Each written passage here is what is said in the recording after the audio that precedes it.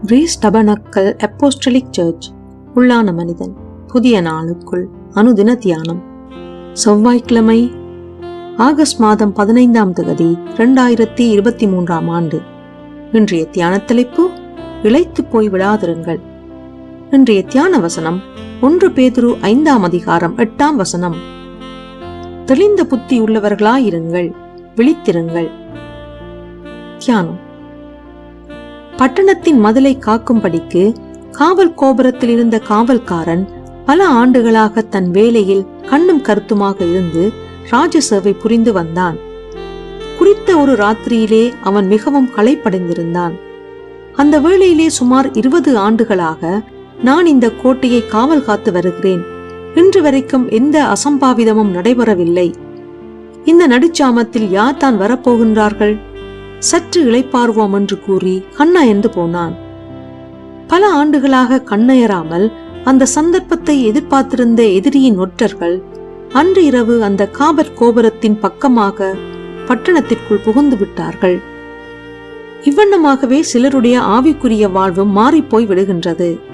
ஆதியிலே மிகவும் நன்றாக ஓடியவர்கள் பாதியிலே நின்று சற்று தூங்குகிறவர்களாக மாறிவிடுகின்றார்கள். தேவனை அறிந்து 30 வருடங்களாகிவிட்டது.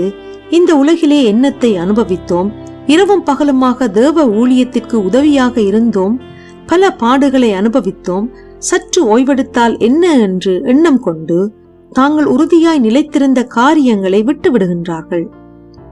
கள்வன் வீட்டிற்குள் நுழையாதபடிக்கு அடைத்து காக்கப்பட்ட சிறு ஜன்னல்களை திறந்துவிடும் மதியினர்கள் போல தங்களை சுற்றி இருந்த பாதுகாப்பின் வேலியின் சில பகுதிகளை உடைத்து விடுகின்றார்கள். ஆனால் எதிரியானவன் கட்சிக்கிற சிங்கம் போல யாரை விழுங்கலாம் என்று சுற்றித் திரிவதை மறந்து போய் விடுகின்றார்கள். தாங்கள் தேவ காரியங்களை விட்டு ஓய்வெடுத்தாலும் எதிரி ஓயாமல் சுற்றித் திரிகிறான் என்பதை உணராமல் நடந்து கொள்கின்றார்கள். பிரியமானவர்களே, தெளிந்த புத்தி உள்ளவர்களாயிருங்கள், விழித்திருங்கள். ஏனெனில் உங்கள் எதிராளியாக்கிய பிசாசானவன் கட்சிக்கிற சிங்கம் போல எவனை விழுங்கலாமோ என்று வகை தேடி சுற்றித் திரிகிறான். நீங்கள் பிசாசின் தந்திரங்களோடு எதிர்த்து நிற்க திராணி உள்ளவர்களாகும்படி தேவனுடைய சர்வாயுத வர்க்கத்தை எப்போதும் தரித்தவர்களாய் எந்த சமயத்திலும் சகலவிதமான வேண்டுதலோடும் விண்ணப்பத்தோடும் ஆவியினாலே ஜெபம் பண்ணி அதன் பொருட்டு மிகுந்த மன உறுதியோடும் சகல பரிசுத்தவான்களுக்காகவும் பண்ணும் வேண்டுதலோடும் விழித்துக் கொண்டிருங்கள். ஆவியானவர் தாமே உங்களை பலப்படுத்துவாராக. ஜெபம் செய்வோம்.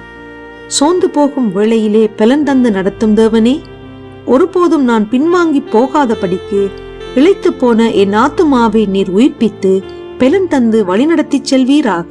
இரட்சகர் இயேசு வழியாக ஜெபிக்கின்றேன். ஆமேன். மாலை வாசகம் 1 கொரிந்தியர் 16ஆம் அதிகாரம் 13ஆம் வசனம்.